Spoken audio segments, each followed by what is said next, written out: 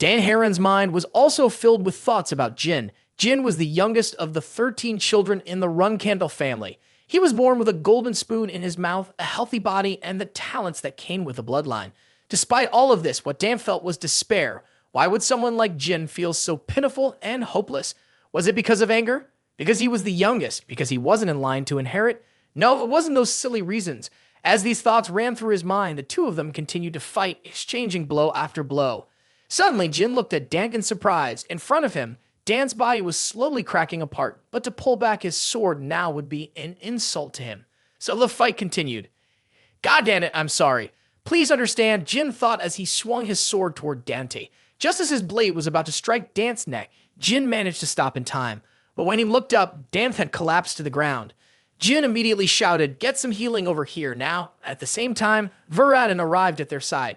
Viradin saw that Dan's condition was even worse than he expected, but he reassured Jin, "Don't worry, I'm sure I can save him." After a while of using magic to heal Dante, Viradin was sweating profusely. Despite wanting to tell Jin, "Don't worry," it was already too late. Dan's body had passed the point where magic could help.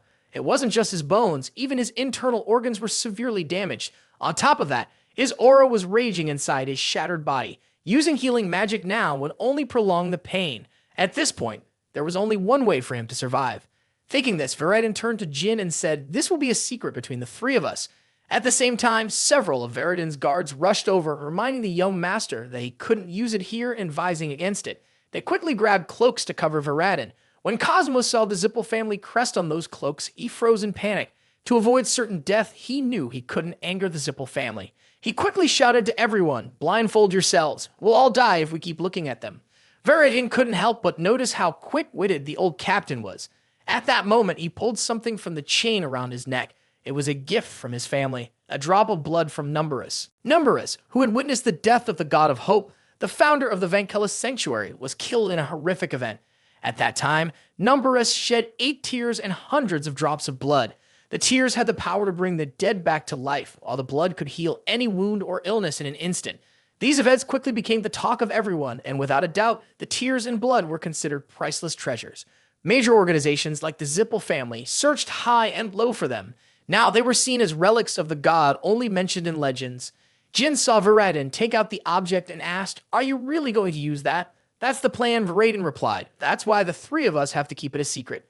Jin didn't understand. Wasn't the Zipple family and the Heron family always at odds? Hearing this, Viradin explained, "Isn't losing an enemy the same as losing a friend?" As he spoke, he placed Numberus drop of blood into Dan's mouth. Immediately, Dan's body began to glow. It was like one of those scenes where the main character gets a power boost from the author. Soon after, Dan woke up, much to the surprise and joy of the two others. Of course, he had no idea when it just happened or why Viradin Zipple was down here. Meanwhile, Jin was thinking about Viradin. That strange Numberus blood could bring back people who were almost dead, but Viradin had used it just for the reason from earlier. Jin figured he would need to rethink his opinion of him now. But then he suddenly remembered Asterisk, wasn't he from the Zipple family? So what's his condition for this Asterisk? At the same time, Viradin raised a finger, signaling that Jin had to make a request. He wanted Jin to treat everyone to a meal once all this was over. "You're going to be here for a while, right? So I won't let you refuse. And next time you see me, don't pretend like we're strangers." Now Jin understood Viradin better. He was a fool, but a fool who valued emotional bonds. That night on the pirate island, just as promised, Jin was going to treat the group to a meal. Viradin asked Jin, "How did you manage to get both rewards when you were only supposed to pick one?" "How could I only pick one when I was almost dead?" Jin thought to himself. Then he said, "I don't need these, so I'm giving everything to Dante." Even though the Heron family wasn't sure on money, it made sense for Dan to take it all as a memento. Viradin, sitting next to him, demanded a share for himself, but then Jin remembered. Didn't he already bet and lose 300,000 gold coins? Talk about being greedy. At that moment, Jin opened the second gift box and pulled out what looked like a treasure map. He tossed the empty box over to Viradin, who was sitting across from him. No matter what Jin gave him, Viradin always reacted with excitement, even if it was just an empty box. Jin then looked at Dante and asked, "Why didn't you use any of your secret techniques during the fight? I'm sure you could have used them." Dan replied, "Isn't that the same for you?" Dad continued, "I don't know if you're hiding any skills, but it's not really fair for you to say that when you didn't even use all of yours." Realizing he had misunderstood, Jin just nodded and let it go. Dante added, "If you feel like it wasn't fair, we can always fight again." This time, no one will be holding back. Varian spoke up then. One day, the three of us will face each other in the name of our families. But wouldn't it be better if we sat down and talked as friends instead? Jin sarcastically asked, "Are you telling me the next head of the Zipple family is speaking in such a weak tone?" Varian, clearly annoyed, raised his voice and ordered more beer to change the subject. Dante, seeing the two of them, just laughed it off. Although the three of them were chatting like friends, deep down they all knew that one day fate would bring them into direct conflict. Just then, something clicked in Varian's mind. He suddenly asked, "Have you all heard about the person impersonating me?" Dan was surprised when he heard the news. "Someone's pretending to be you on Zipple land. I wonder who that is. They must be pretty dangerous if they're bold enough to do it there." Varian, looking frustrated, replied, "That's been a huge headache for me lately. The family's reputation is in tatters now. I've even heard rumors that the Runcandel family is behind it." Jin, understanding that Varian would likely go to any lengths to find out who was responsible, disagreed. "If it were me, I'd use these rumors to my advantage to get the imposter to show themselves. But if you go around telling everyone the Zipple family is searching for this person, it'll just make you look like a joke. It'll be like you were admitting you're being toyed with by them." Varian paused and realized Jin had a point. He decided he tried Jin's suggestion when he returned to the family. But what Varian didn't know was that the mastermind behind it all was actually the very person who had just suggested this plan to him. There was no way he would fall for the trap. After everything was done, Jin stood up and said that he was very busy and had to leave right away. Maybe, at this point, the three of them could be considered friends. Meanwhile, in the Black Sea, another letter was sent by Kashmir to the Runcandel family head. The letter reported that Jin had defeated Dan Heron and achieved the rank of 6-star swordsman. Charon glanced at the lines in the letter and didn't quite know what to say. True, he had asked for a shorter message, but not this short. Did Kashmir really think he was that foolish? Still, it was good news about his youngest child. It seemed like he was working hard. Charon then told Khan to pass on a message to Kashmir that he wanted to speak with him. Honestly, he really wanted to see this friend of his. In Latican, Kashmir couldn't understand why he suddenly felt a chill run through him. He was clearly sitting by the fireplace, but it felt like some sort of hockey had reached him from miles away. Getting to the point, Jin pulled out the map he had won during the pirate competition and handed it to Kashmir. Julia, who had been playing, saw it and got excited to search for treasure as well. Suddenly, the Aesnil power inside her activated. She pointed to two places on the map. Something important was here and something important was there too. Something that was being protected and something very painful. Then she collapsed on the floor, crying as if she had just witnessed a heartbreaking scene. Seeing this, Muraken quickly took the little girl to the guardian dragon, Letri, hoping to calm her down. After a while, Julia finally fell asleep and was returned to Alicia. At this point, Muraken asked Letri, "What did little Julia see? Was it the future?" Letri answered, "It was the past, and for someone bound by Aesmil to see the past, it has to be something brutal or deeply haunting. If I had arrived just a little later, things would have gotten much worse." Then Letri glanced at the map. He saw that this place was an ancient land. The people there had isolated themselves from the outside world, trusting only in their gods, but because of this, they lived in peaceful harmony with everything around them. That peace, however, was only temporary, just before the invaders arrived. The first ones to find them were wizards. They began to approach the native people, claiming they wanted to learn about their culture. But soon they started making unreasonable demands and began tearing through the land, searching for something. This led them to kill the children of the village. When they could no longer hide their true intentions, they began to kill and threaten the natives. Laketree guessed that what they were searching for was a divine artifact that the villagers worshipped. Hearing this, Jin suddenly realized something. He quickly asked Laketree to look deeper into what this artifact might be. Laketree searched through the memories and then described it. It looked like a silver mirror, but it emitted light from within. Now Jin understood. This was the relic of Trak Kwang, the source of mana. Before he reset, it was a relic discovered by the journalist who had exposed the crimes of the Zipple family. The Zipple family had scoured Colin to find it and exploited the villagers there. Jin had witnessed this during his previous mission as a cadet. So the ancient land on the map was Colin. The first wizards who discovered them were the Zipple family. This meant the map pointed to where Trak Kwang was hidden. The scene shifts to a forest where a young man is drinking heavily. He reminds himself, I guess I'll be stuck with those damn people after all. But at least it's peaceful now, and the wine here is damn delicious.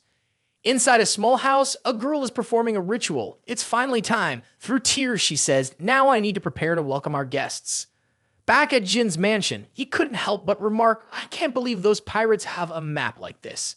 Noticing that Jin seemed lost in thought, Muraken asked, what's going on? But Jin didn't say anything because he couldn't let anyone know he was the reincarnated person. Instead, he turned to Alicia and Kashmir to apologize for what happened with little Julia. "It's okay," Kashmir said, and then he reminded everyone that they needed to act quickly.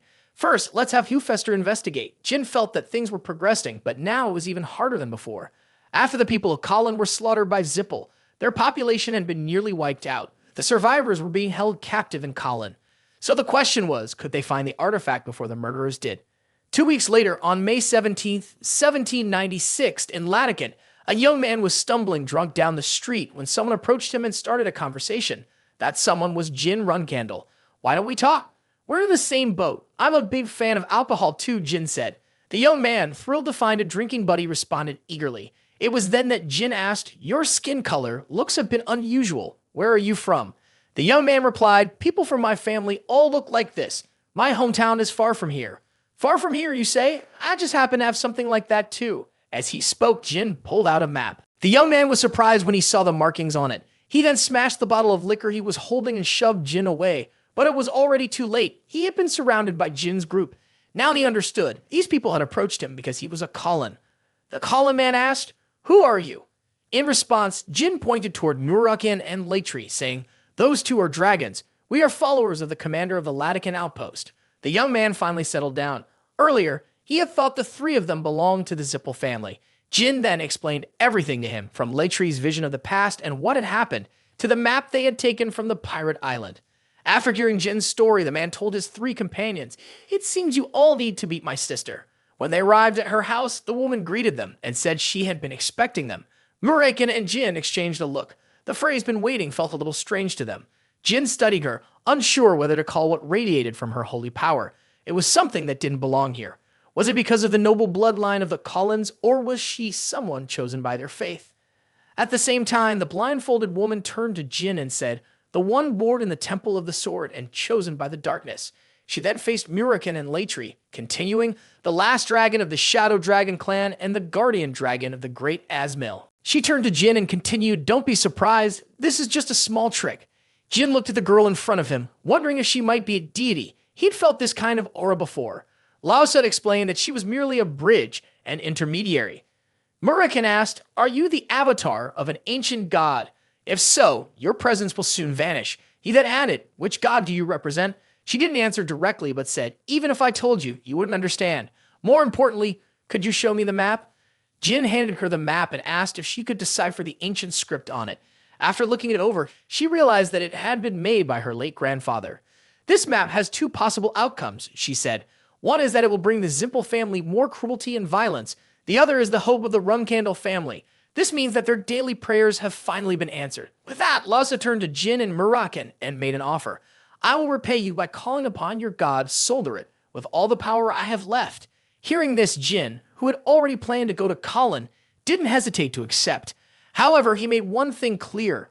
"I'm not sure if there's enough power to save them all." But that was enough for Lhasa. She then provided Jin with insider information about Colin, hoping it would help him. A few days later, the group stood in front of a sign marking the restricted area of the Colin historical site. Kashmir scratched his head and said, "I should have sent Hufester ahead to scout this out." Jim remembered that this area had been open in his past life, but it seemed things had changed quite a bit since he had been a cadet. Normally, the terrifying things here would be discovered by reporters in about 10 years, but given the situation now, that might not happen. At that moment, Kashmir asked Jin, "If this place is really being used for magic experiments like you said, we can't go in. But right now, Murakin and Jin have already walked straight in, so Kashmir had no choice but to follow them cautiously." Jin explained, "Isn't it strange that the only thing here is a warning sign? There are no guards or magical traps set up anywhere." Kashmir replied, "Could the Zipple family really be so careless with such an important place? If that's the case, does that mean they've already found some treasure here?" Jin thought to himself, they probably gave up after hundreds of years of finding nothing. Murakin, on the other hand, believed they were simply using this place as a rest stop. Just then, the three of them noticed someone nearby. Upon a closer look, they realized they were locals. Jin's eyes landed on someone he found particularly troublesome, a silver-haired man who seemed to be a pureblood Zipple. The way he was drinking gave Jin a good idea of who he was. That's probably Muran Zipple, Jin thought. Muran Zipple, also known as the mad sorcerer in the Tower of Mages, wasn't famous as Selayak's sixth son. Instead, he earned his reputation as a crazy wizard due to his eccentric personality. He was the master of the 7th mage tower in Zipple. When Jin and Kashmir saw that he wasn't accompanied by any bodyguards, they thought he must be confident in his skills as an 8th level sorcerer and the magical items he carried with him. But no item or skill could pose a real challenge to Murakhan. Confident, Murakhan believed he could easily behead Muran and free everyone here. But just as he was fired up, Jin stopped him, saying, "No, if we kill him now, after what happened to Andra, it'll cause a huge problem. Even if we manage to take out Muran, we'll still need a solid reason to keep the Zipple family from intervening." As they were talking, Jin glanced toward a nearby bush and noticed a young man who seemed like an explorer, also looking at the locals. Jin quickly approached him from behind and asked who he was. The young man immediately introduced himself, saying, "I'm Dino Jaglin, a reporter." Jin recognized the name. "Isn't this the reporter who wrote the report about Colin in my past life?" That report wouldn't be published for another 10 years, which meant Dino had already done his own research on the matter. At the same time, Jin looked at him more closely. The young man appeared to be in his early 20s.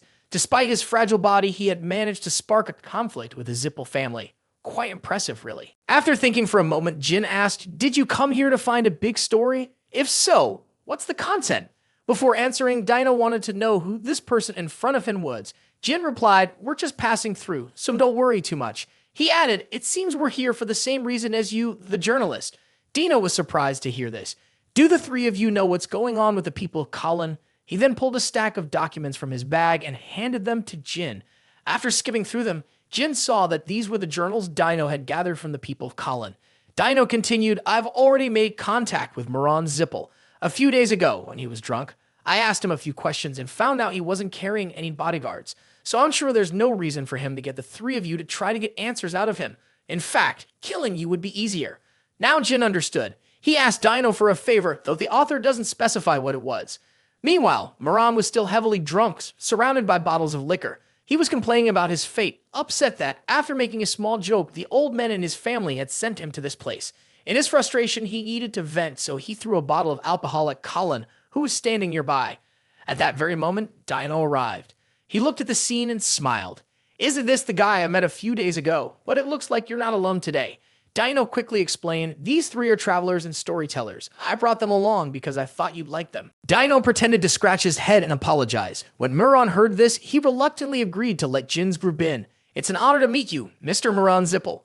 Jin recalled the last time he was on the pirate island when Veradin Zipple had mentioned his older brother. It was known that Veradin's uncle, Andrew, was awful, but he was nothing compared to Muran. Veradin also couldn't understand why the elders had entrusted Muran with the position of master of the magic tower. He even hoped that one day Jin would be able to defeat Muran. If Jin couldn't, he'd be in for a world of trouble. Jin Runcandel.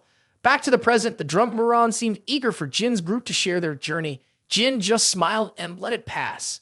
But of course, things weren't going to be that easy. Muran responded with a sly smile, then spoke. "Hey Dino, the last time I saw you was 2 weeks ago, right? I've been really curious about you. A journalist like you just waltzing into the Zipple family's restricted zone. I'm not even angry, honestly. But Dino, why are you so interested in the Redskins around here? Don't tell me you think I don't know. You could swoop in all around while I've been away, and you know what? People like you, I've already made them disappear. You're just like a bunch of stupid bugs. Now, just stay where you are while I still like you. I've been wondering how you had the guts to do this, but now I get it. The Swordsmanship Garden, they're the ones backing you, aren't they?" Just when things seemed like they were hanging by a thread, Murakhan quickly grabbed Dino and pulled him far away from the crazy wizard. Right after that, a massive explosion erupted around him. Jin managed to retreat just in time to avoid the blast. He glanced at Muran and saw a magical shield around him. Jin hadn't realized he used that to protect himself earlier, but even if he hid the spell by using fire, there was no way Jin wouldn't have felt some trace of magic. What kind of trick had he pulled off? Jin wondered to himself. While Jin was thinking, Murakhan yelled toward him, "Jin, be careful." Even if someone could hide part of their magic, it was impossible to erase all traces of it. So it was clear that Muran was hiding something. Without making Jin wait any longer, Muran turned to face him and asked, "You're Jin Runcandel, right? I guess the priestess who ran away must have contacted someone from the Runcandel family." Jin didn't want to waste his time talking to this trash. He pointed his sword directly at Muran, ready to fight. "Let's get this started." Muran summoned countless magic spheres around him and launched a direct attack toward Jin. However, these moves were too boring for Jin at this point. You could easily avoid them, but things were different for Murakhan. He had to carry Dino while also trying to save the native people who were being targeted by the attack. Hey, Dino, get everyone back and move them away from here quick. Dino immediately turned to the group and shouted at them to run, but in front of him was a horrifying sight. These people could barely speak anymore. You bastard moron Zipple, how dare you do this? What have you done to them? A piece of garbage like you deserves to rot in hell. But all Dino got in response was Moron's mocking, sinister laugh. That's right, this is the face I wanted to see. I've always wondered what you'd look like when you found out about this. I really like your expression right now. Is it fun, Dino? Can't save the pathetic people beneath you? Look at them, Dino. The reason these pests ended up like this is because of you. You're the one who caused all of this. While Moron was busy taunting Dino, a fist suddenly flew toward his face. Enough with your self-indulgence. Shut your mouth. We're going to kill you now. Moron Zipple. Kashmir stood nearby, surprised by Jin's recent move. Although Moron had been caught off guard, it was still unexpected for an 8-star mage to be sent flying so easily. It was definitely the power of darkness at work. Moron, on his side, was also furious and unsure how to deal with the situation. This wasn't magic or aura. It felt like the darkness itself was draining his strength. As he thought about this, a realization hit him. Asterisk, if it's darkness, then it must be Solder at Asterisk. The god of darkness had once again sided with Runcandel, which meant Jin Runcandel had broken the pact. Moron had expected Jin to regain the upper hand, but before he could fully understand what was happening, countless magical points appeared in the sky. Spells that Moron had set up earlier. Jin and Muraken hadn't noticed them in time. The sleek trickster had hidden his energy, which was why he had used magic to throw them off earlier. Moron, hearing this, couldn't help but laugh. Just as expected from Jin Runcandel, I put a lot of effort into preparing this move. This is a feast made just for you insects. Without wasting words, Jin, with Muraken's help, charged straight at Moron. Seeing this, Moron felt a flicker of concern. He immediately launched a barrage of spells he had prepared in advance. But with the power of darkness, Jin effortlessly dodged them all. However, that wasn't all. Moron then brought out his weapon, summoning a powerful staff and launching a fierce attack towards Jin, who was charging at him. It seemed like everything was settled with that all-out strike, but you were a little too quick to celebrate. Jin had already appeared behind him without Moron noticing. Now take this. Jin attacked again, but Moron was still holding on. He was worried because no matter what magic he used, it was swallowed up by the darkness around Jin. This shadow trick from Solderet was really troublesome, but wasn't that exactly what made things more exciting? What will you do in this situation? Looks like you've fallen into my trap, huh? Jin Runcandel said. But this time, Moron was also celebrating too soon.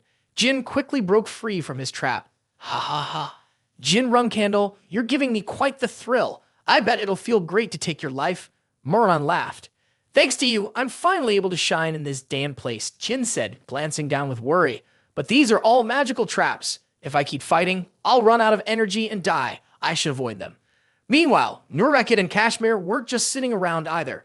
Muraken told Dino to get everyone out of the magic circle quickly. But those words only made Moron laugh even harder because the range of his magic covered any place within his sight. Now, Jin Runcandel, how about we enjoy this little party together? As his words echoed, a massive explosion erupted right in front of Jin. He quickly stepped back and assessed the situation. As he knew, this was an erosion zone, just a slight touch, and he could be turned into nourishment for it. With that in mind, there was only one choice: to fight. While thinking, Jin swung his sword toward the source of the magic. However, something strange happened. Jin felt that even though Moron had the power of an 8-star mage, how could he control so much magic at once? Moron must be hiding something nearby. On Moron's side, he also found himself puzzled by Jin's actions. Asterisk does that kid understand the magic I'm casting. He avoided the fireball without touching the erosion zone, then directly destroyed it. There's no way someone who doesn't know magic could do that. Could it be? Jin Runcandel, are you a magic swordsman? You should have kept that hidden. Fine then, if you have magic, I'll crush you with a power even greater than yours. Asterisk. Mana backlash is the most severe condition that can occur in someone who possesses mana. It happens when the magical energy inside a person becomes chaotic, causing serious damage to internal organs. This usually occurs during battles between mages, when the one with less mana suffers from this condition. Unlike swordsmen, this is considered an effective and quick way to rank mages. Heh, good. A Runcandel who wields magic. I won't even need to fight you. I can take you down in an instant. But in response to his mocking laugh, Jin's voice was full of sarcasm. What makes you think you can close the distance between us? Moron Zipple, just as I thought. This is the prize. Pay attention. After that, Moron was temporarily blinded. He realized that the strike wasn't dark magic, but a powerful surge of magic right in front of him. a source of light magic, a bright light so intense it blinded him. Then the next attack will be. He quickly distanced himself to avoid Jin's next sword strike. An ancient light magic spell. I didn't see that coming. You have both the power of light and darkness, huh? Seems like you're the main character of this story, aren't you? Jin, covered in sweat, stared at Miran. The man was pushing all the dark energy out of his body. His perception and reaction speed didn't resemble that of a mage at all. He seemed more like a monster. While his mana wasn't as strong as Andra's, he was much harder to deal with in a one-on-one fight. If you considered his combat experience, aside from the mana backlash, it was clear he still had plenty of tricks up his sleeve. Miran was clearly worried about something. He looked over at Jin and smiled, saying, "Hey, Jin Runcandel, you probably think I'm crazy and won't want to cooperate with me, right? But I'm different. I can see that we're the same kind of people." Jin let out a sigh as he listened to the madman talk. "Are you trying to stall with all this nonsense? It's so boring." Seeing Jin's confident response, Miran laughed again. "You really think you can take my life? That's not going to be easy. The barbarians are still protecting me. Now you're interested, huh? Jin Runcandel, we both do whatever it takes to reach our goals. I'm sure you've noticed that my magic control is stronger than even an 8-star mage. You're wondering how I can do this, right? Look closely. I've been using them as a mana amplifier. They might look like corpses, but many of them are still alive. That's how they're able to help me recharge my mana. So, Jin Runcandel, you said you wanted to take my life? Well, go ahead and get rid of them first. I already told you, we're the same. You're someone who will do anything to achieve your goal. So, hurry up and finish them off, and let's have one final battle together." "He's lying," a woman from the Colin clan screamed. "Everything he's saying is a lie. There's no such thing as his mana being diminished. After torturing us, he figured out how to use the holy relic. All of them are dead, my poor kin, so please kill that madman, Lord Jin Runcandel." Once Miran's secret was exposed, he became furious. He intended to use magic to eliminate the witness. Immediately, a massive surge of mana poured into the woman. "That damn little brat. How dare you ruin my play? I kept you alive because I thought you could be useful." Nearby, Dino whispered urgently to Jin, "Lord Jin, you have to save her. That girl is Latika, the leader and the only pillar of the native people here. Please save her." Jin stared at the scene in front of him, feeling a chill run down his spine. What Miran was using was a secret technique from the Zipple family, the blue fire ghost eyes. He had heard of it before. It was a forbidden art that only members of the Zipple clan could wield. Once someone looked into the ghostly eyes, blue flames would appear, burning endlessly until the victim was consumed. The only way to counter it was with a hotter fire, one strong enough to burn away the blue flames. That hotter fire was something Jin possessed, the strongest flame, one that even gods and humans alike had to bow to, the flame of the Blue Phoenix Tess. Miran stared at Tess in disbelief.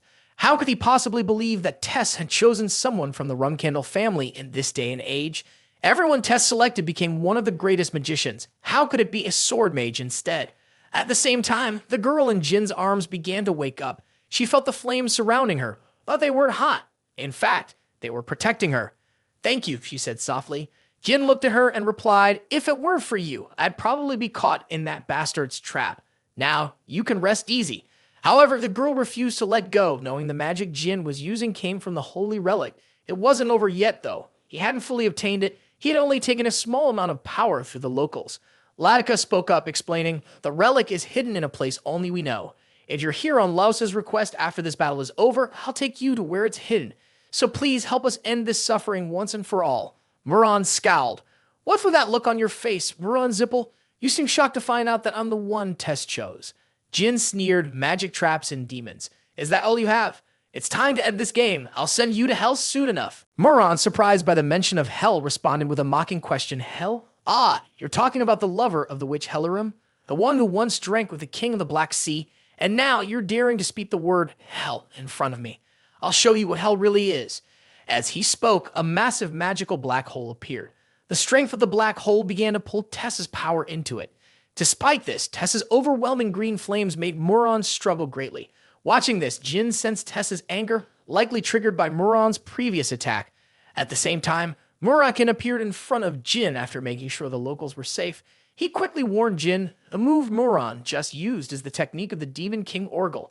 "You need to stop Tess as quickly as possible. Use everything you have, your dark power, your sword, everything." Without hesitation, Muraken unleashed his own power to try to hold it back.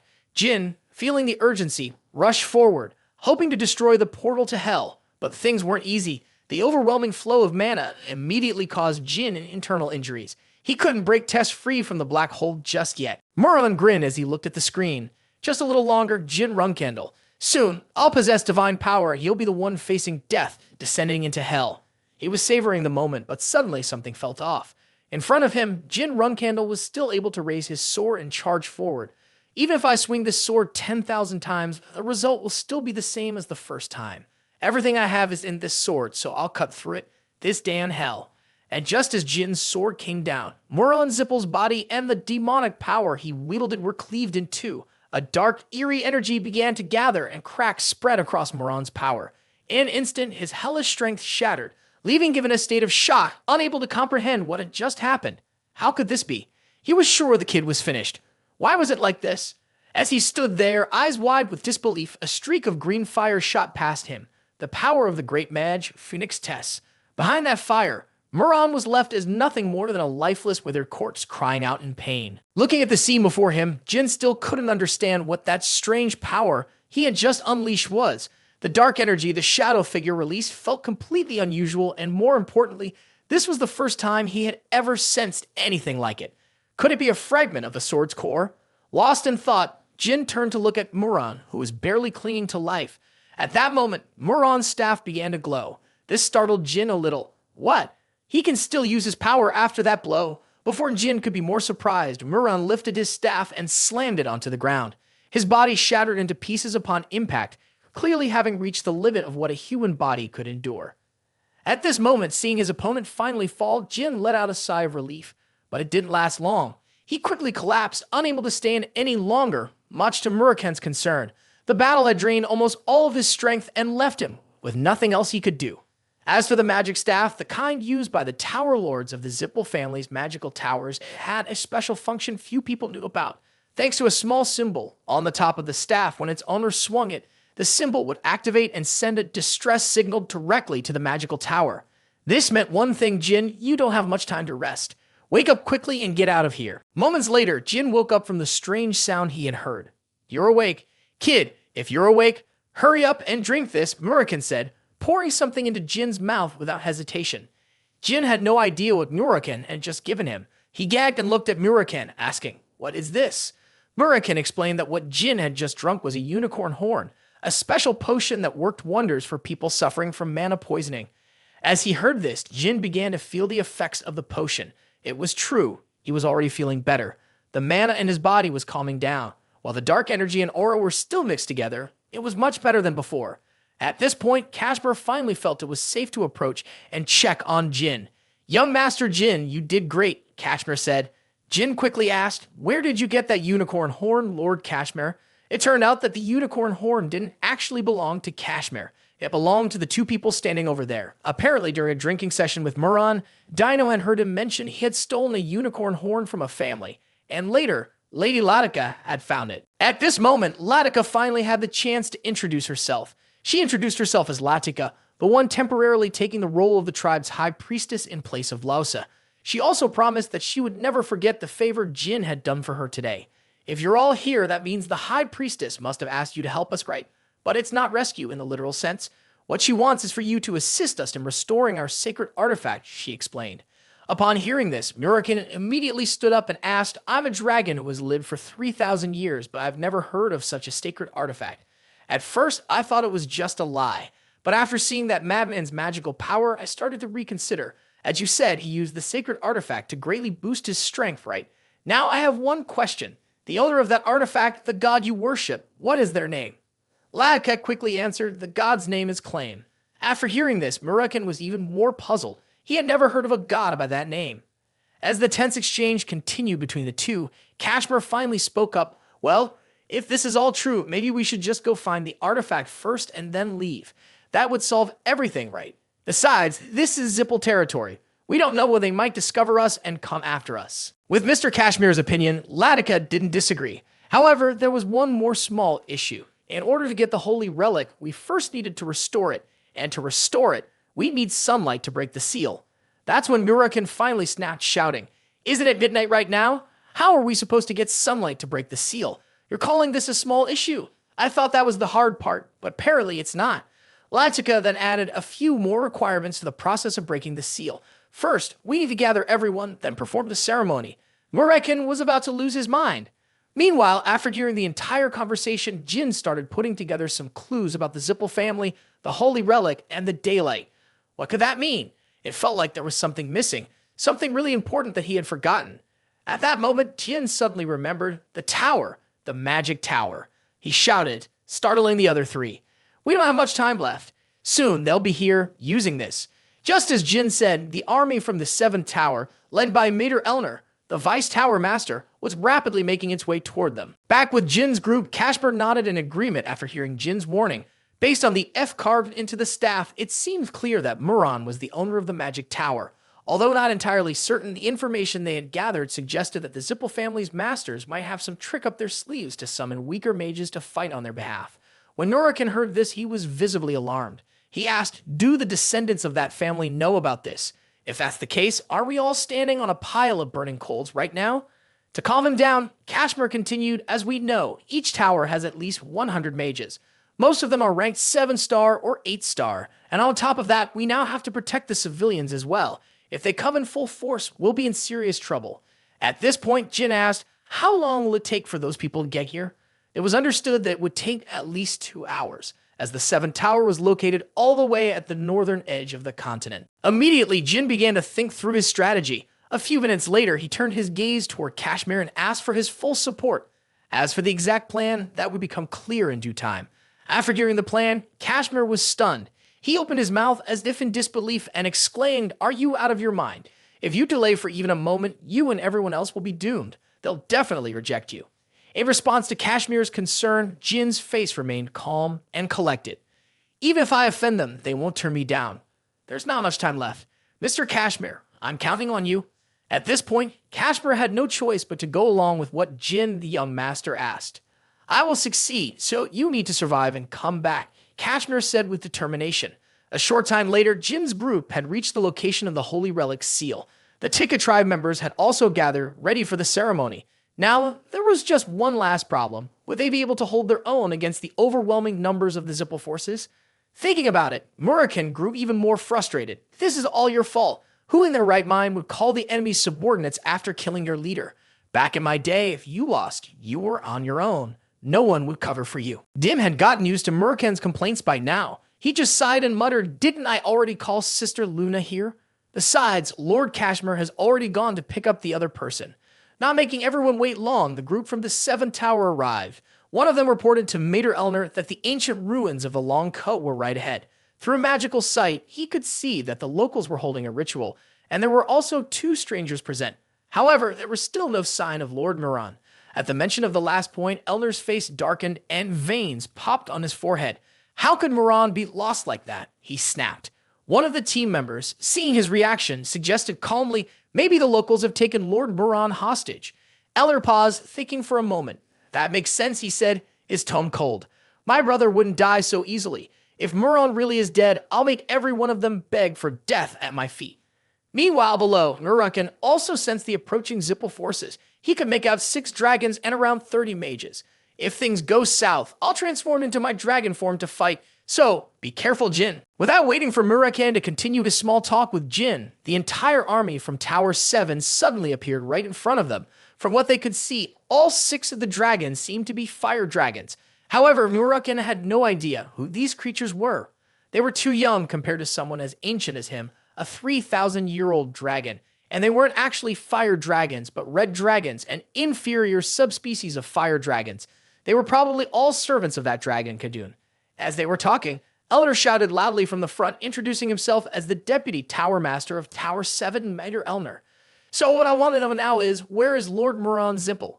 Jin didn't waste any time with long explanations. He simply stated that he hadn't seen anyone named Muran, but even as he said this, something felt off to him. He clearly remembered never hearing of anyone named Elner in his previous life. On the other side, Elner's anger only grew after hearing Jin's response. He started to wonder if these 2 idiots in front of him could possibly be from the Runcandel family. Jin wasn't one to back down either. With Murekin's assurance to let things be, he puffed up his chest and said something that made Elner seethe with rage. Everything was now reaching its boiling point. Elner asked one final question. I want to know if my brother is still alive. I'm asking as someone who shares his blood. You too must have family, so you understand how I feel, right? If you tell me the truth, I promise I won't lay a finger on you. I thought things would be different, but it turns out this guy is just like any other ordinary man. Over here, Jin felt the same way. He felt the person in front of them was ridiculous. How could these lowlifes, who caused so much suffering to others, dare to act like they were brothers here? You better stop talking nonsense, Jin snapped. Hearing this insult, Elner's anger flared. How dare you speak like that?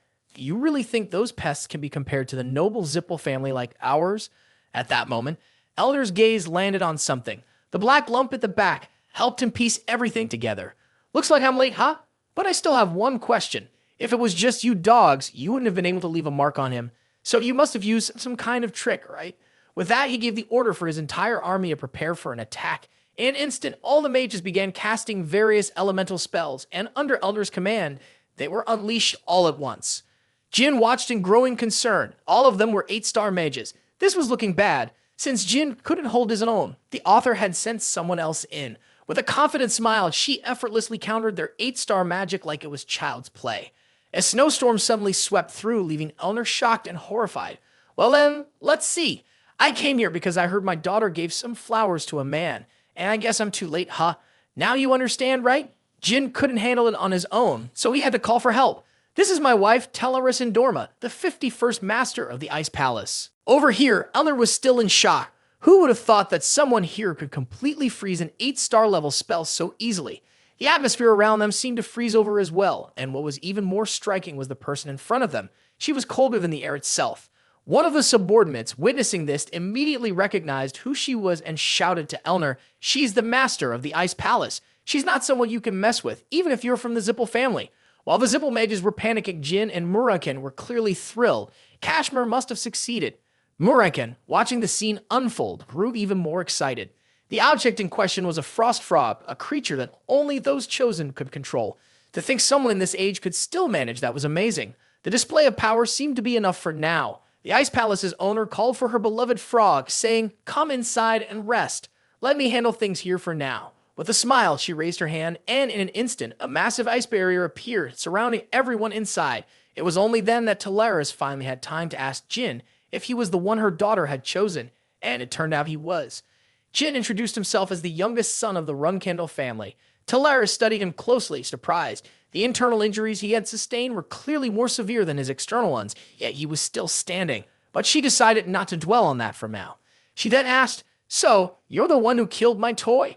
It was only then that Jin remembered his mission to eliminate Alcaro during his time as a trainee. Clearly, Sears hadn't kept that secret very well. Even though she asked, Teleris didn't seem angry. It was clear she just wanted Jin to introduce her to a new man. Why look far when it's right in front of you, sir? Isn't Biraken just perfect according to the standards set by the master tape? Teleris said jokingly, "Just kidding, but seriously, saying more would only make it more fun." She then turned to her daughter and said, "Sears, go over there and take care of your boyfriend." This made Sears blush. Even though she denied it with words, her actions spoke otherwise. Sears slowly walked over to Jin and, as always, carefully took care of him. Speaking of which, Sears had mentioned the person Jin had sent earlier with the flowers.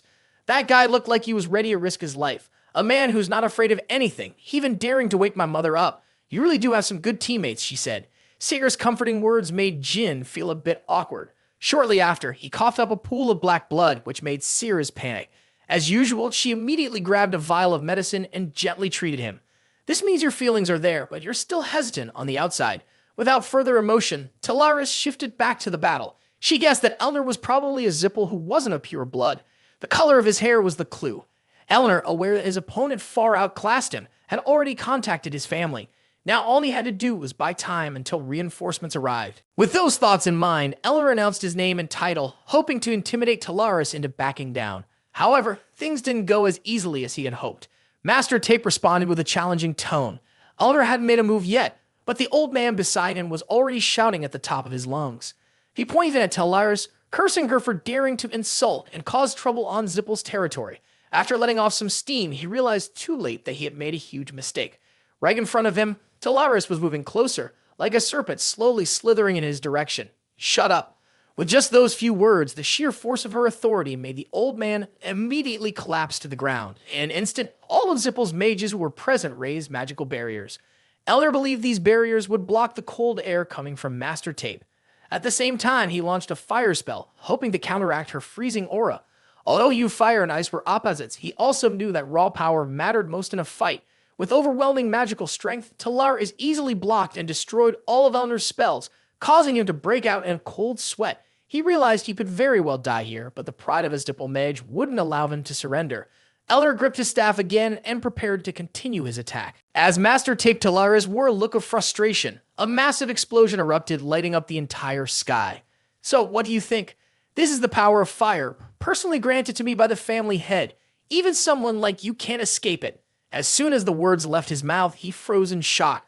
Not only had Talaris escaped, but the flames hadn't even singed a single hair on his body. It seems Silite gave you power, but he didn't teach you the most important lesson when dealing with the Ice Palace. Don't worry, I'll personally take over and teach you that lesson. A valuable one, at that. With those words, a sword of ice burning with cold energy shot toward Elner. However, he still hadn't figured out the nature of this attack. It wasn't until the wind passed that he realized the full extent of what had happened. Every single Zipple mage behind him had been frozen solid.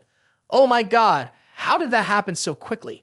Talaris suddenly appeared right in front of Elner, mocking him with a smirk. Is it because your clever trap vanished in the blink of an eye?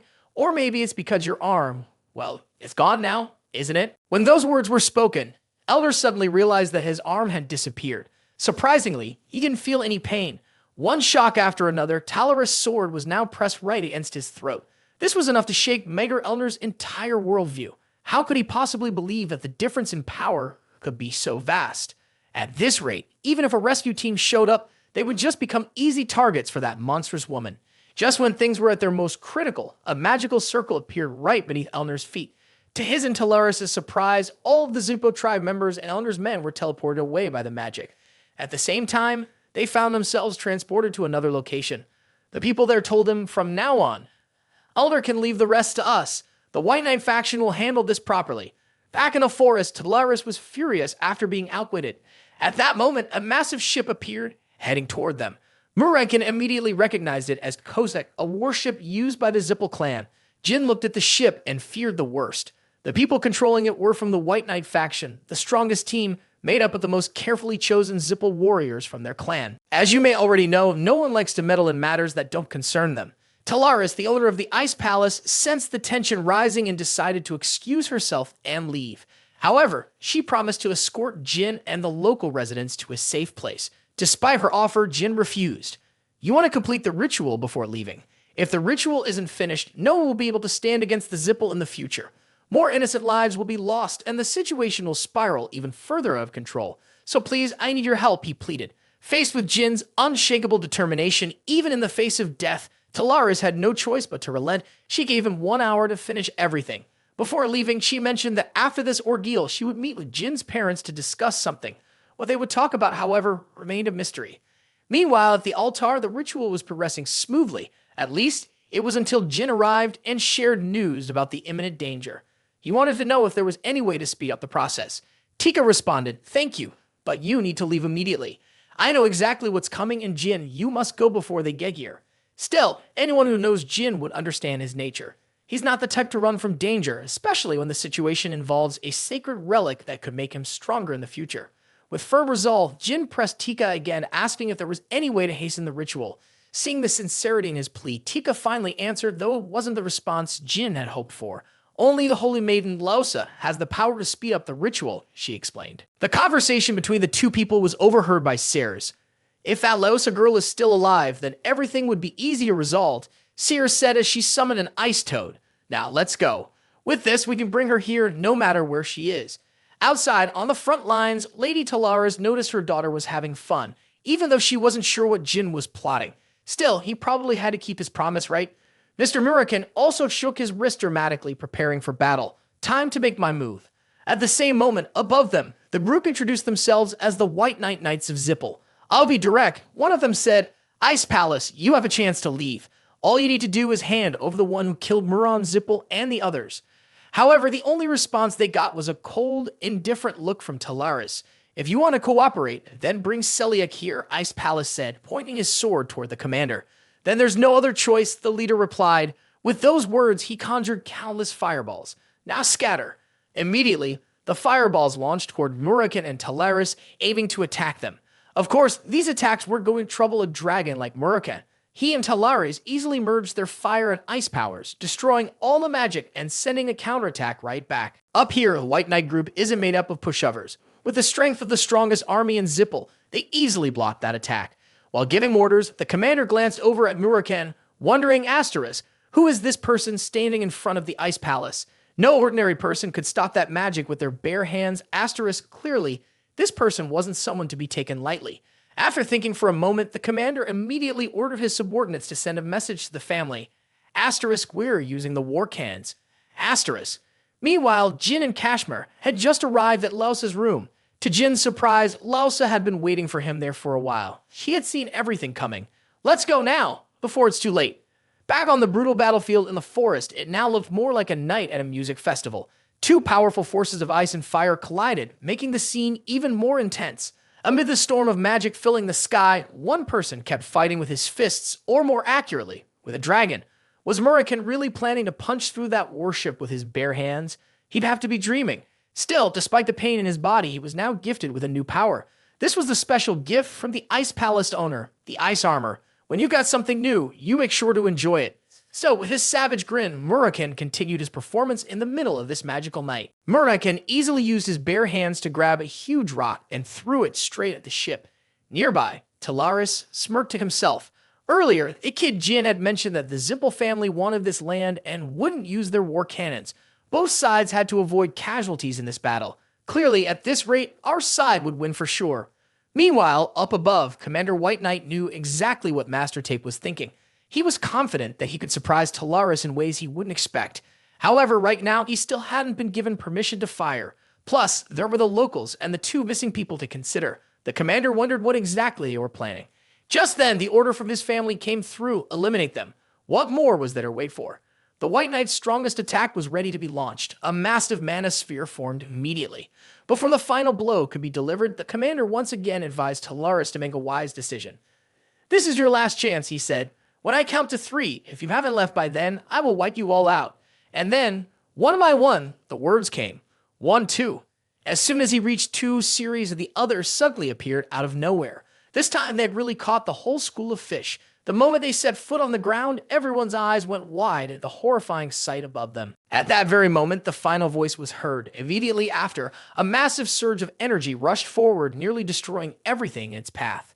Then, just as the explosion reached its peak, Talaris quickly struck with an ice blade, aiming to stop it. And of course, it was obvious that this attack wouldn't be enough to completely neutralize the blast. Still, it did have some effect. The ice blade managed to split the explosion into smaller fragments. This was a special ability of the ice attribute. Everything that came into contact with the blade would freeze. As Ceres explained this, Jin began to tap into his dark power. And so, the two of them, along with Ceres, worked together to slice through all the smaller fragments. But at the end, this wasn't necessarily a good thing. Jin suspected that the others wouldn't let them easily bring the Saintess to the ceremony. Ceres also found it hard to believe that the White Knight forces were fighting on equal footing with her mother. It looks like those damn Zipple people have brought something really dangerous. Meanwhile, up above, the leader of the White Knight faction was utterly baffled. He wondered, how can those people down there stop the power of the Kozak cannon with nothing but mortal strength? After thinking for a moment, he called out from below, "This is your final warning, Ice Palace owner. If you don't agree to compromise, we'll kill all your guests and wipe this place off the map." Of course, Talaris had heard threats like these 100 times before. She looked up and smirked at the White Knight group. "It seems like you're too scared to even talk about killing me now, huh? I am Talaris Endorma, the owner of the Ice Palace. Even if you brought your whole Zipple family here, you wouldn't be able to kill me. So do yourself a favor and leave before you embarrass yourselves. Are you little kids still in diapers?" At Talaris' mocking words, the leader of the group fired back just as boldly. He said even if they couldn't kill the Ice Palace owner, so what? She wouldn't be able to protect all her guests. Today, she would carry the stain of defeat. Hearing this, Talaris turned to her daughter and asked, "Is the girl behind you the one for the ceremony? If so, listen carefully. I'll block their attack. After that, you and Jin need to find a way to get her to the temple." Today, either the Ice Palace or Zipple will bear a shame that can never be erased. With Talaris's confirmation above them, Captain Guy quickly signaled his men to load the cannons. Today, the Zipple family would erase Colin from the face of this earth. Back with Jin's group, he glanced at Sears, hoping she would protect the Saintess. As for himself, Jin had decided to be the one to pave the way. He would fight for the bloodshed alone so that Sears and the Saintess could reach the temple. Of course, hearing Jin's reckless plan, Sears strongly objected. She urged him to reconsider. How could he possibly handle all the debris flying around by himself? However, Jin had already made up his mind. He no longer wanted to rely on others for help. This was the moment he had to put his life on the line. Meanwhile, Laosa seemed to see her past reflected in Jin. Back then, her own people had sacrificed their lives to protect the Saintess, all for one simple wish, for Laosa to survive and return.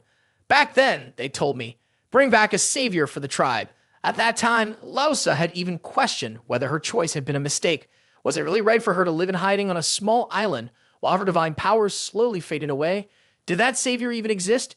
These were the questions Laosa constantly asked herself. But now, perhaps the answer has already arrived. With Jin's encouragement, Laosa knew exactly what she had to do. She had to reach the shrine at all costs. Just seconds later, the next shot was fired. In that moment, could Jin, Siri, and everyone else complete their part of the mission? Who could say what the future held? However, there was one thing Jin knew for sure. He had to trust every strike from his mirror sword. Immediately after, countless shards flew as they collided with Talaris's ice blade. Realizing that Jin couldn't handle a massive amount of debris on his own, Muraken quickly rushed over to lend a hand. With every shot fired by Captain Guy of the White Knight faction down below, Talaris, Jin, and Muraken braced themselves to fight back. Muraken, still not satisfied with his play, teased the two young ones. And of course, karma came swiftly. A second later, Jin, exhausted and unable to hold on any longer, was struck. The sight left both Muraken and Sears deeply worried. If you really die, how are you going to explain that to the Runcandel family? Though Sears was deeply concerned for Jin, she knew the mission had been set in stone. She had no choice but to take Laosa to the shrine. But as she focused on that task, she let her guard down and in an instant was hit as well. Now Laosa could only go there on her own. She had to keep moving forward and not look back. She couldn't let all their efforts be in vain. She had to keep running. With that, Laosa continued straight toward the shrine. She promised herself that she would let everyone's sacrifices be meaningless. And more importantly, she realized she could no longer rely on divine help. At the same time, Jin was sinking deeper into his subconscious. A voice kept calling his name inside his head. When he opened his eyes, the scene before him was nothing short of shocking. Sears had died in her mother's arms. The Zipple family's people had surrounded them on all sides. But that wasn't all. Right behind Jin, a massive dragon, bright red in color, loomed. It was far larger than any dragon he had seen before.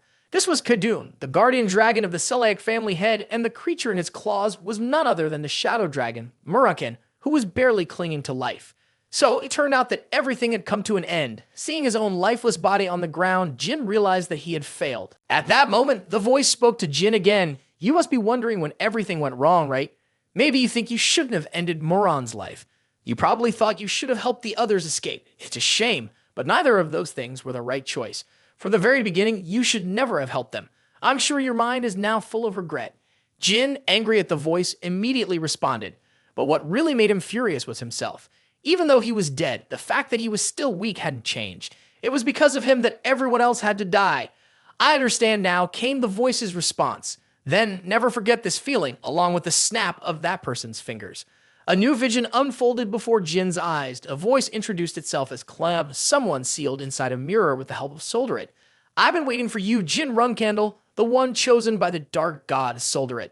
Jin listened completely confused. He had no idea what she was talking about, but Clem didn't stop. She kept saying even more confusing things. From this moment on, you must realize the path you need to take. Jin Runcandel, we'll continue this conversation outside. Suddenly, Jin woke up, his head still dizzy. Before him stood Ceres, the very person he had seen die in the vision earlier, and that person in front of him was definitely Muraken. Only he could hit Jin so hard. At this moment, Jin snapped out of his shock and asked Muraken about everything he had just witnessed. Hearing Jin's question, Talaris, who was standing some distance away, burst out laughing and called out, "Ha ha ha, I'm truly amazed that Jin has managed to bring a god down to this world." Only then did Muraken begin to explain. Earlier, a god descended into the body of a woman, and this wasn't just any god. The moment the god arrived, every single White Knight soldier immediately collapsed. I don't know what kind of power it was, but those guys surely have no chance of surviving. And on top of that, this powerful magical barrier, that definitely belongs to a god with great authority. At this point, Lausa, or more precisely, Klom in Lausa's body, started to explain everything to Jin. She pointed at the body and expressed her deep gratitude toward Lausa. Thanks to this child's sacrifice, I was able to descend to this world. And Jin Runcandel, the pain and death you've gone through today, consider it a small lesson. Upon hearing this, Murakan finally understood Jin's strange condition and turned toward Claim with suspicion. Did you do something to my boy? Why did you do this? In response to the question, the god Claim spoke briefly and took out the ancient mana mirror. I've been waiting for its owner. I am the creator and the origin of all magical power, but I couldn't control my own strength and almost destroyed the world. At that time, Solder had helped me. He sealed me and my power inside this mirror. As Claim spoke, he revealed the dark seal of Sondrus on the mirror, showing it as proof. As soon as he saw it, Murakan immediately understood. This seal is very weak now. You must need someone to maintain it, he said. That's right, Claim replied. The infinite magic inside this mirror is me. If I break free, that will be the day the world is erased. To prevent that, I asked Solder to seal me and entrusted the responsibility of guarding it to the Colin children. Back then, the Colin were very different from how they are now. There was nothing that could defeat them. However, after I was sealed away, my blessings couldn't reach them, and eventually, that led to the tragedy we have now. But it's all over now. The one who made the 1,000-year pact, as Sondrus mentioned, Claim added, turning his gaze toward Jin. Upon hearing this, Sears was clearly surprised. Her mother, Talaris, on the other hand, couldn't help but secretly smile to herself. That look on her face was probably because she was already thinking about accepting this son-in-law. With those words, Clem raised the enchanted mirror and directed it toward Jin. Now take it, Jin Runcandel, the one who holds the power to protect the world, the power of the god Soldaret. From this moment on, my strength becomes yours. This is your duty. I'm not just asking you to maintain Soldaret's seal, because that seal is a gift Soldaret left for you. It's both a gift and a masterpiece created with all of his power when he was at his peak. Jin understood that the mirror would be incredibly helpful, but there was something else on his mind. He looked at the goddess and asked about Soldaret. State Lausa mentioned she would summon Soldaret for me. The goddess paused for a moment before responding.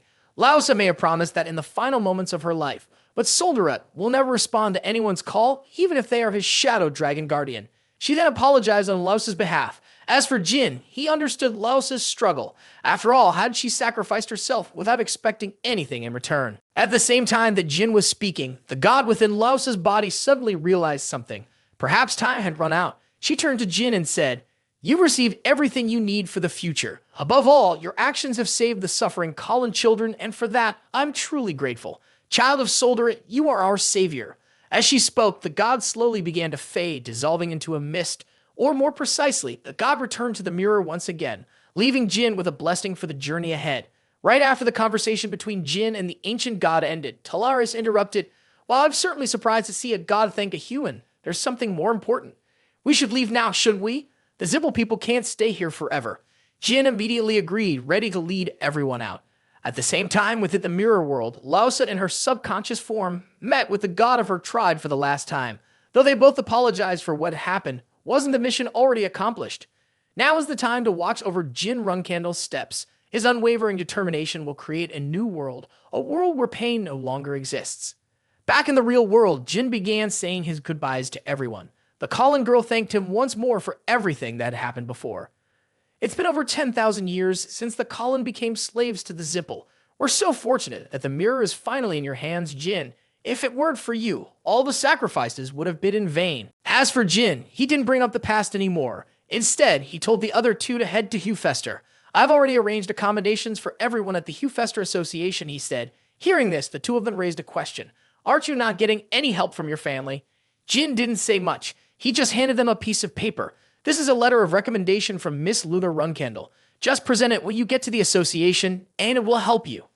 After that, Jin left without another word, but not before reminding Dino, make sure to talk badly about the Zipple family in those articles. Dino immediately disagreed, believing the Zipple family would try to cover things up. But Jin thought differently. "You're not the only one who hates them. You're the spark, and I'm sure you'll be a great journalist in the future." A few minutes later, in Talaris' room, Jin finally had the chance to properly thank the Ice Palace owner. However, Talaris was more focused on something else. "After this, it's very likely that the Ice Palace and Zipple will turn into enemies," she said. Well, it's probably fine. Zipple might think an ancient god descended because of the ice palace. Talaris added with a smirk. They'll probably be more worried than angry. Besides, you don't have to thank me. I'm the one benefiting from this. When Jin asked if the ice palace owner had any other requests, he was met with a very mischievous look from her. Just by looking at Jin's face, he knew his life was about to take a turn for the worse. He had expected the lady of the house to make some tough demand, but surprisingly, she didn't. She simply looked at her daughter and said, "This time, I'll let it slide, but we all know there's something hidden behind all this." After saying that, Talaris quickly left with her daughter. Before they parted ways, Sears couldn't resist giving Jin one last warning. "Next time, it'll be a battle to settle things between the two of us." But when her mother said it, it sounded less like a fight and more like a love story. A few minutes later, in northern Black Sea region, as usual, Jin Runcandel, the head of the Runcandel family, was training alone. However, this time, it seemed he was visited by a friend. Talaris, who had just returned to the Ice Palace, immediately teleported to meet Chiron and bring up a matter with him. "This time, I want to talk about the youngest member of the Runcandel family, the boy named Jin. Do you think you would allow him to marry my daughter?" Meanwhile, at the Hufester Association headquarters, Luna had just finished reading her younger brother's letter and couldn't help but be impressed. It seemed like Jin had done something interesting again. She asked the others about his situation and found out that he was doing fine. Before heading to Tenkin, he had already fully recovered. After getting a clear update on Jin, Luna shifted her focus to the main issue at hand. She didn't want to let the two of them live like refugees here, even if it was Jin who had made the introduction. She then instructed the nurse to find a suitable job for Latika. Helping her integrate with the locals would make it easier for her to settle down. Of course, Latika was also very grateful for the actions of the young lady. As for Dino, he promised to support him to the best of his ability. However, before that, Dino had to achieve the results that the youngest had requested. A month later, the incident in Colin made headlines everywhere. The whole world began discussing the massacre of the native people of Colin, which also included nameless monks who had punished the crimes of the Zipple family. Seizing the opportunity, enemies of the Zipple family, like the Runcandel family, quickly spread rumors, even though the Zipple family had declared that the actions were taken independently by Moran Zipple. Part of Kozak's body was found at the scene, suggesting Zipple's involvement in the matter. Things finally started to calm down when the Emperor of the Bemet Empire made a unilateral declaration that Zipple was innocent. The outcome was that the Runcandel family, who had leaked the information, gained a reputation with the public. Meanwhile, the Bemet Empire received support from the Zipple family. In the meantime, the Zipple family's image took a hit, with their honor and status steadily declining. It was probably for this reason that Zipple fell silent for a while, for the death of the deputy family head to the Colin massacre. It was truly a huge shock for the mage family. Dino also realized that he had completely misunderstood the Runcandel family, from young Master Jin to the eldest daughter Luna. He had thought they were all obsessed with the sword, but that wasn't the case at all. And there was one more surprising thing. Many people had heard of the Colin tribe and sent them financial support. It seemed that after being abandoned for hundreds of years, Colin was finally catching people's attention. All of this was thanks to young Master Jin. One day, everyone would come to know a once unknown person. When that time came, that person would rise to lead, raising the Runcandel family's status while also burying the Zipple family.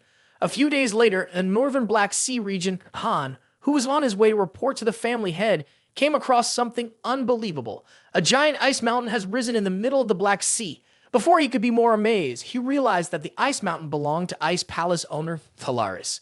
It turned out that she and the Runcandel family head were discussing the engagement of their children. The only problem was that Chiron absolutely hated being disturbed while meditating.